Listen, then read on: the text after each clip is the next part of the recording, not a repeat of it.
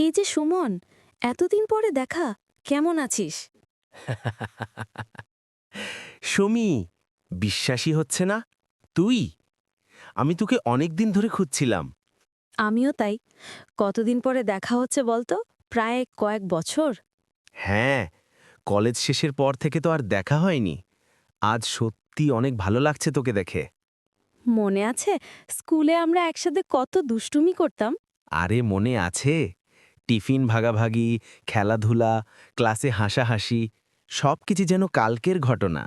হ্যাঁ, সময় কত দ্রুত চলে যায়, তাই না? একদম ঠিক বলেছিস।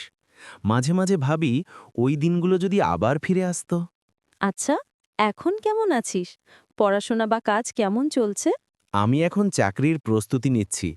অনেক ব্যস্ত আছি, তবে স্বপ্ন আছে ভালো কিছু করার। তুই? আমি একটা প্রাইভেট কোম্পানিতে কাজ করি। ব্যস্ততা আছে, তবে নিজের কাজটা ভালো লাগে। বাহ, দারুণ তো। কাজের পাশাপাশি নিজের জন্য সময় বের করতে পারিস? খুব একটা না, তবে আজ তোকে দেখে মনে হলো পুরনো বন্ধুদের সাথে সময় কাটানোও খুব দরকার। আচ্ছা, ভবিষ্যতে তোর কি কি প্ল্যান আছে? আমি চাই একটা ছোট্ট ব্যবসা শুরু করতে। নিজের কিছু করার ইচ্ছে অনেক দিন ধরে আছে। বাহ, দারুণ শোনাচ্ছে। আমি চাই পড়াশোনা শেষ করে চাকরির পাশাপাশি একটা সোশ্যাল প্রজেক্ট করব। মানুষের কাজে আসতে চাই। খুব ভালো প্ল্যান। আমরাও চাইলে একসাথে কোনো কাজ করতে পারি ভবিষ্যতে। একদম।